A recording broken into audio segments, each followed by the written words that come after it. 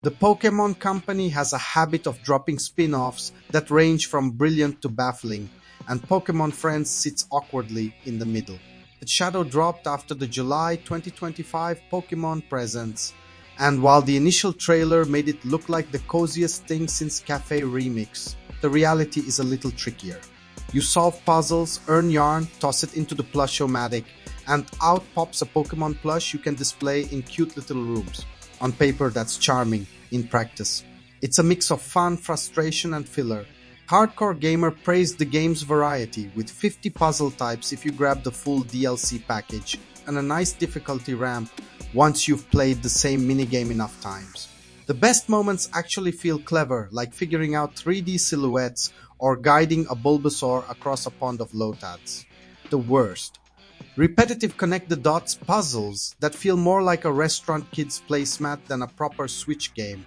And here's the kicker: you don't get to pick what puzzles you play. The game shuffles 3 at random, meaning you'll see the same bland ones way too often.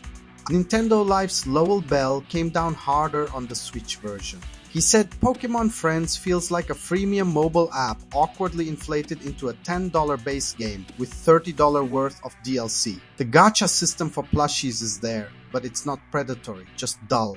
You throw yarn in, cross your fingers, and usually get duplicates. The plushies themselves are cute, no doubt, think Yoshi's Woolly World vibes, but decorating rooms with them is clunky, and there's no trading or online sharing. For a franchise built on community, that's a huge missed opportunity. Screen Rant's Carrie Lambertson found herself charmed at first. She loved the idea of collecting plushies without burying her apartment in actual merch, and the game's cheerful art style gave her the cozy vibes she wanted.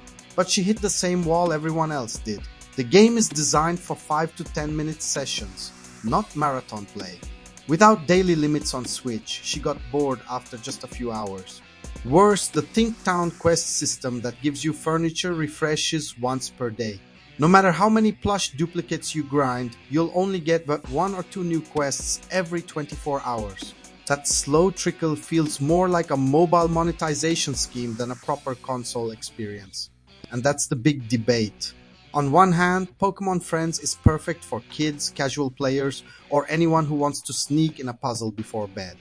The higher levels do get tricky enough to make you think, and the plush collection loop is undeniably cute.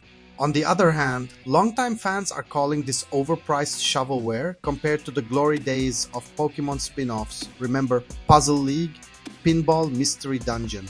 Those felt like real games, not just time fillers between mainline releases. Veteran Games take, Pokemon Friends isn't a disaster, but it's disposable. It scratches a puzzle itch for a few days, maybe even a week, then quietly fades into the background until the next DLC drops. The sad part is that the core idea, a plush collecting puzzle solving Pokemon cozy game, could have been great with more freedom, more depth, and less mobile baggage. Instead, it feels like the Pokemon brand doing the bare minimum because it knows cute Pikachu plushies will sell themselves.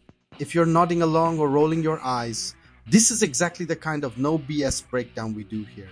Subscribe to Veteran Game for more hot takes before the next Pokemon spin-off drops, with a price tag that makes you question your life choices.